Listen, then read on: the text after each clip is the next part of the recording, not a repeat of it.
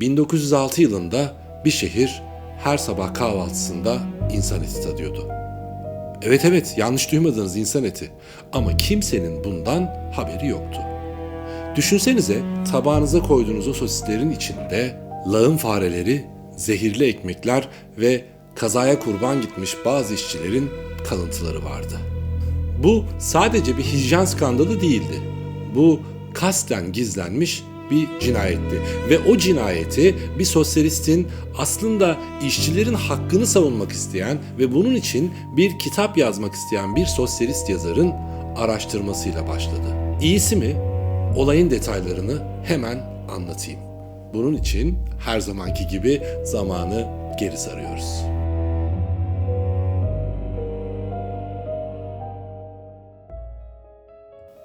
O dönemde Amerikan rüyası dünyanın en büyük illüzyonuydu.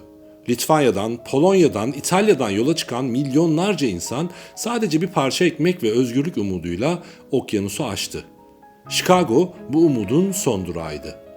Onlara vaat edilen şey çalışanın karşılığını aldığı bir cennetti. Onlara vaat edilen o parlak gelecek Packingtown kasabasında simsiyah bir balçığın içinde son buluyordu.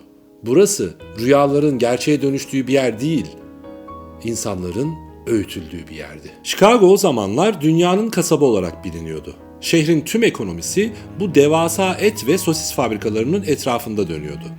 Yeni gelen her göçmenin yolu eninde sonunda bu fabrikalara düşerdi. Çünkü başka seçenekleri yoktu. On binlerce insan her sabah o dev kapılardan içeri giriyor, kan ve dışkı kokusu içinde modern köleliğin ne olduğunu bizzat yaşıyordu.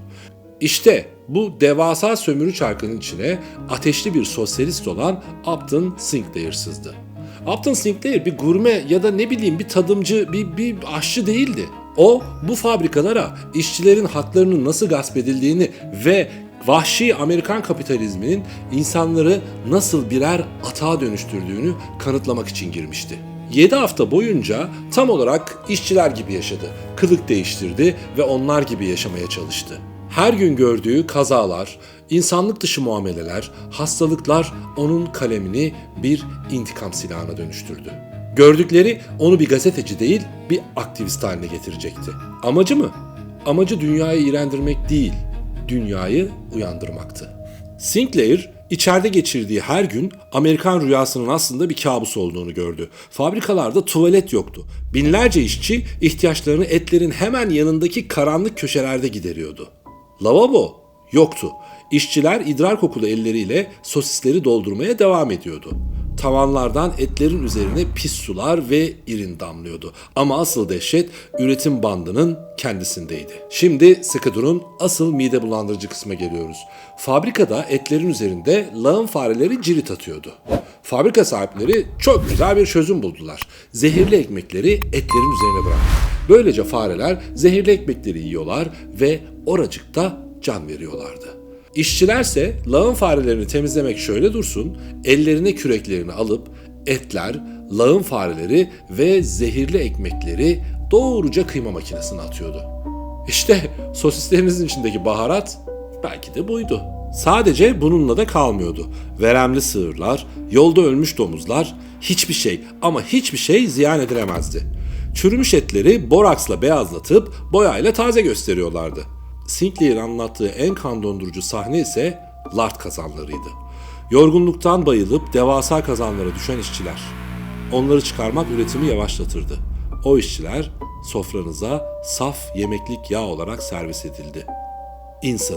İnsanı yediği bir çağdı bu. Sinclair raporuna bunu yazmasını ama resmi raporlar bunu doğrulamadı. Ama gerçek şu ki işçilerin güvenliği o kadar önemsizdi ki böyle bir korku hikayesine inanılması bile o çağın vahşetini gösteriyordu.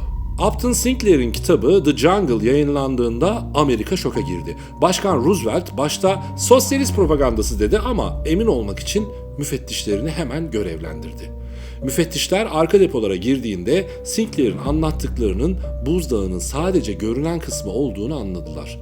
Rapor Roosevelt'in önüne geldiğinde başkan tabağındaki sosisleri pencereden fırlattı. Artık siyasi bir savaş başlamıştı.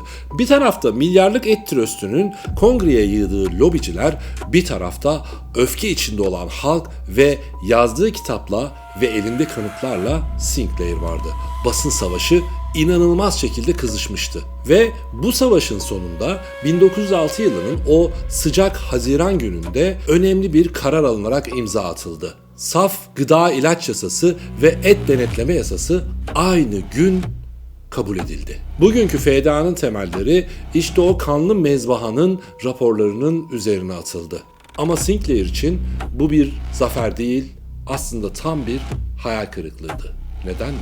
Sinclair bu kitabı sosisler temizlensin diye değil, işçiler özgür olsun diye yazmıştı. İnsanlığın işçinin çektiği acıyla değil de kendi midesine girecek olanın temizliğiyle ilgilenmesi onu yıkmıştı. O meşhur sözünü söyledi. Ben toplumun midesini hedefledim ama yanlışlıkla kalbini vurdum. Bugün marketten aldığımız her paketin üzerindeki o küçük yazılara baktığımızda şunları hatırlayalım. O liste sadece kimyasal adlardan değil. O liste işçilerin mücadelesine ve bir adamın sadece kalemi ve inancıyla bir sistemi nasıl alaşağı edebileceğine dair bir anıttır. İşte böyle. Ne yazık ki bugün yediğimiz ürünlerin içinde ne olduğunu öğrenmemiz için belki de bir sürü işçi hayatını kaybetti. Belki bir sürü insan zehirlenerek hayatını kaybetti. Ama biz bu gibi detayları öğrenmek için ne yapmamız gerektiğini biliyoruz. Lütfen abone olmayı ve bu videoyu beğenip kendi yorumlarınızı da eklemeyi unutmayalım. Hadi ileriki videolar için zamanı geri saralım.